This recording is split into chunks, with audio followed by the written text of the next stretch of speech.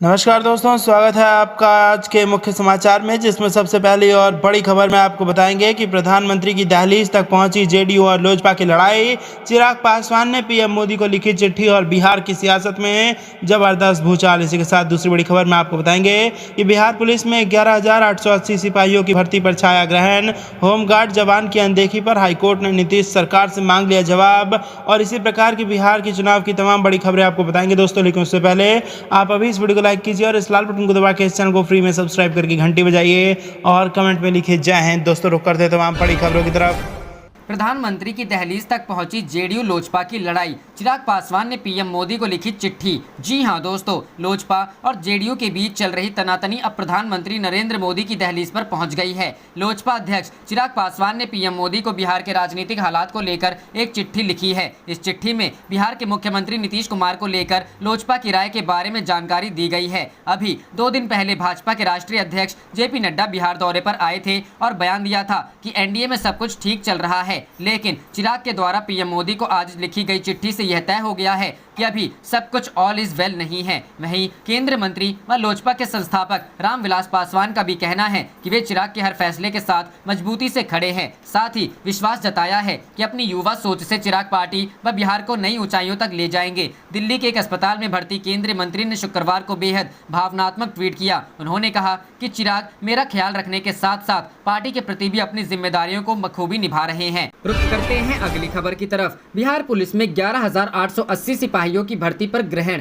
Home guard जवान की अनदेखी पर हाई कोर्ट ने नीतीश सरकार से मांगा जवाब। जी हां दोस्तों, इस वक्त एक बड़ी खबर पटना से सामने आ रही है। केंद्रीय चयन परिषद की ओर से आयोजित 11,880 पदों के लिए सिपाही भर्ती परीक्षा पर ग्रहण लग सकता है। होमगार्ड के लिए 50% सीट सुरक्षित किए जाने के बावजूद भी बहुत कम उम्मीदवारों को मौका देने को लेकर पटना हाईकोर्ट ने नीतीश सरकार से जवाब मांगा है। पटना उच्च न्यायालय ने बिहार सरकार को 4 सप्ताह के भीतर जवाबी हलफनामा दाखिल करने का आदेश दिया है। पटना हाईकोर्ट ने 11,880 पदों के लिए बिहार पुलिस बहाली मामले में होमगार्ड के लिए 50% सीट सुरक्षित किए जाने के बावजूद मात्र 1,388 होमगार्ड को शारीरिक परीक्षा में बुलाए जाने के मामले में राज्य सरकार से जवाब तलब किया है। न्यायमूर्ति शिवाजी पांडे की एकल पीठ ने मामले पर सुनवाई की। कोर्ट ने सरकार को 4 सप्ताह के भीतर जवाबी हलफनामा दाखिल करने का आदेश दिया है। होमगार्ड की ओर से अधिवक्ता अशोक कुमार तथा प्रशांत कश्यप ने अदालत को बताया कि 11,880 पदों पर सिपाही की बहाली के सरकार की ओर से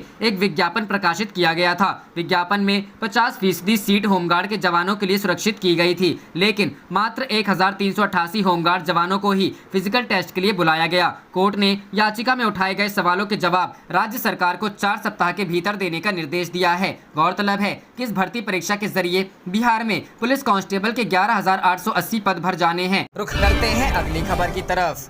मूलभूत सुविधाएं नहीं मिलने से नाराज ग्रामीण, सरकार को दी वोट बहिष्कार की चेतावनी। जी हां दोस्तों, बिहार में विधानसभा चुनाव नजदीक आ चुके हैं और विभिन्न दलों के नेताओं ने जनसंपर्क अभियान चलाना शुरू कर दिया है। लेकिन कुछ नेता ऐसे भी हैं जो चुनाव जीतने के बाद अपने क्षेत्र में दिखे तक नहीं हैं। वैसे नेताओं से अब जनता हिसाब मांग रही है। ताजा मामला कैमूर जिले के रामगढ़ विधानसभा क्षेत्र के लेपदहा गाँव का है, जहाँ बीजेपी के विधायक अशोक सिंह के खिलाफ जनता में आक्रोश देखने को मिल रहा है। गौरतलब है कि लेपदहा गाँव में कुल 500 घर हैं, लेकिन आज तक उस गांव के लोगों को आवागमन के लिए सड़क की सुविधा नहीं मिली है। इस बार जब चुनाव नजदीक आया है तो जनता ने रोड नहीं तो वोट नहीं का मन बना लिया है। ग्रामीणों ने चेतावनी दी है कि यदि जल्द से जल्द उनके गांव का विकास नहीं होता है तो इस बार विधानसभा चुनाव में ग्रामीण वोट का बहिष्कार करेंगे। इतना ही नहीं, ग्रामीणों ने बताया कि गाँव आए दिन जल जमाव की स्थिति बनी रहती है, जिस वजह से उन्हें काफी परेशानी हो जाती है। ग्रामीणों का कहना है कि जब भी चुनाव आता है तो नेताजी गाँव में वोट मांगने के लिए आते हैं और विकास का वादा करते हैं। सब यही कहते हैं कि हमें वोट दीजिए, हम जीतेंगे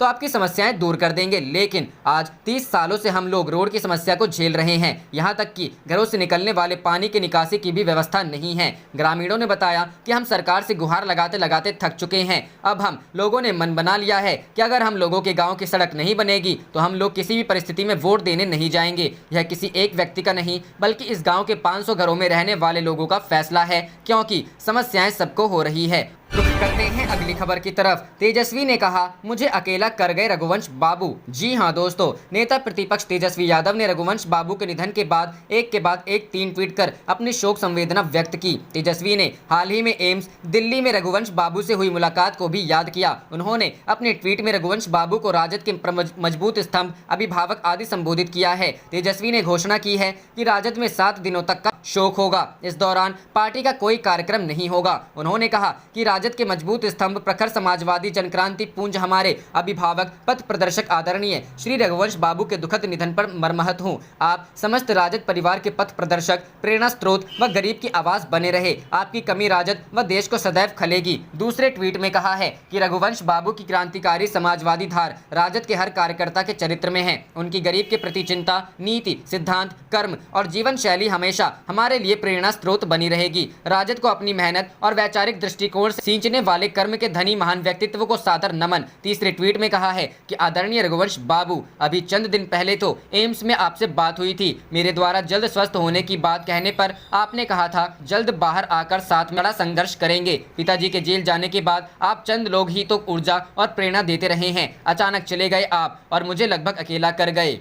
रुख करते हैं अगली खबर की तरफ। उमर खालिद की गिरफ्तारी पर आरजेडी का वार, ये लोकतंत्र की सेहत का ताज़ा बुलेटिन। जी हां दोस्तों, दिल्ली पुलिस की स्पेशल ने रविवार देर रात दिल्ली दंगों की जांच के सिलसिले में जेएनयू के पूर्व छात्र नेता उमर खालिद को गिरफ्तार कर लिया है। दिल्ली पुलिस ने उमर खालिद को यूएपीए की धाराओं के तहत गिरफ्तार किया है। उमर खालिद की गिरफ्तारी पर वकीलों, सामाजिक कार्यकर्ताओं और नेताओं ने कड़ी प्रतिक्रिया दी है। वरिष्ठ वकील प्रशांत भूषण ने कहा है कि सीताराम येचुरी, योगेंद्र यादव, जयती घोष और अपूर्वा नंद का नाम डालने के बाद उमर खालिद की गिरफ्तारी ने इस बात पर कोई शक नहीं रहने दिया है कि दिल्ली दंगों की जांच में दिल्ली पुलिस की मंशा क्या है। ये जांच के नाम पर शांतिपूर्ण प्रदर्शन करने वालों को फंसाने की दिल्ली पुलिस की साजिश है। इसके अलावा आरजेडी के राज्यसभा सांसद मनोज झा ने उमर खालिद की गिरफ्तारी की निंदा करते हुए कहा कि पहले तो कई प्रमुख नेताओं और शिक्षाविदों का नाम दिल्ली दंगों में लाया गया, इसके बाद कल आधी रात को उमर खालिद की गिरफ्तारी की गई। ये देश में लोकतंत्र के स्वास्थ्य पर ताज़ा हेल्थ बुलेटिन है। उमर खालिद की गिरफ्तारी की निंदा यूनाइटेड अगेंस्ट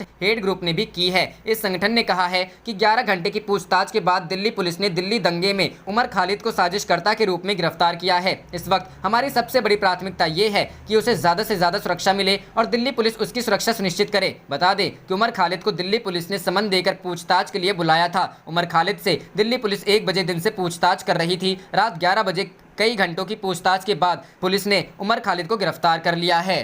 रुख करते हैं अगली खबर की तरफ। संसद में सवाल, लॉकडाउन के वक्त कितने प्रवासी मजदूरों की जान गई? सरकार बोली पता नहीं। जी हां दोस्तों, संसद का मानसून सत्र शुरू हो गया है। विपक्ष की ओर से इस बार लिखित तरीके से सवाल पूछे जा रहे हैं। कोरोना संकट काल और लॉकडाउन के बीच प्रवासी मजदूरों पर काफी संकट आया था। सरकार से इसी मसले पर सवाल पूछा गया। विपक्ष के कुछ सांसदों ने इस बीच हुई प्रवासी मजदूरों की मौत के आंकड़े की जानकारी मांगी, जिस पर सरकार ने कहा कि उनके पास ऐसा कोई डाटा नहीं है। लॉकडाउन के दौरान प्रवासी मजदूरों के मसले पर सवाल थे कि क्या सरकार प्रवासी मजदूरों के आंकड़े को पहचानने में गलती कर गई? क्या सरकार के पास ऐसा आंकड़ा है कि लॉकडाउन के दौरान कितने मजदूरों की मौत हुई है? क्योंकि हजारों मजदूरों के मरने की बात सामने आई है। इसके अलावा सवाल पूछा गया कि क्या सरकार ने सभी राशन कार्ड धारकों को मुफ्त में राशन है? अगर हाँ तो उसकी जानकारी दे। इसके अलावा लिखित सवाल में कोरोना संकट के दौरान सरकार द्वारा उठाए गए अन्य कदमों की जानकारी मांगी है। रुख करते हैं अगली खबर की तरफ। आईपीएल 2020 का लाइव प्रसारण 120 देशों में, भारत की कई भाषाओं में होगी कमेंट्री।